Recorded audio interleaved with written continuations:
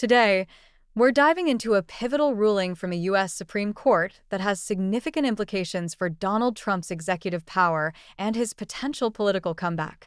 This ruling centers around what's been dubbed the Trump Decree, a controversial directive that has sparked intense debate across the political landscape. To understand the ruling, we first need to look at the background of the Trump Decree itself. This decree was issued during his presidency and aimed to expand executive authority in ways that many argued overstepped constitutional boundaries. Critics claimed it undermined checks and balances, while supporters viewed it as a necessary assertion of presidential power. The Supreme Court's decision to hear this case was a clear indication that the justices recognized the weight of these arguments. When the court finally issued its ruling, the implications were profound.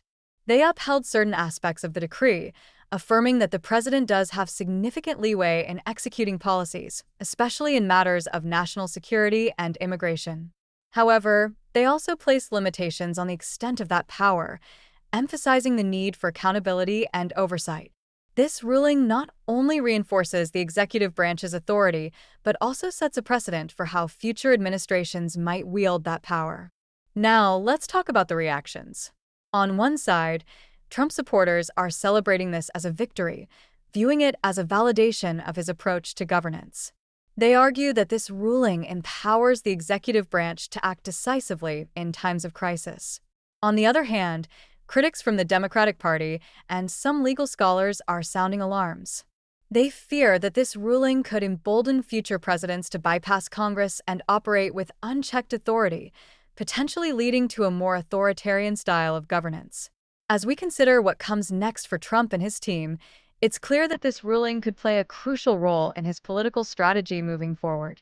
With the 2024 election on the horizon, Trump may leverage this decision to rally his base, framing it as a fight against a system that seeks to limit his power. His team will likely use this ruling to bolster their narrative of Trump as a strong leader who stands up against the establishment.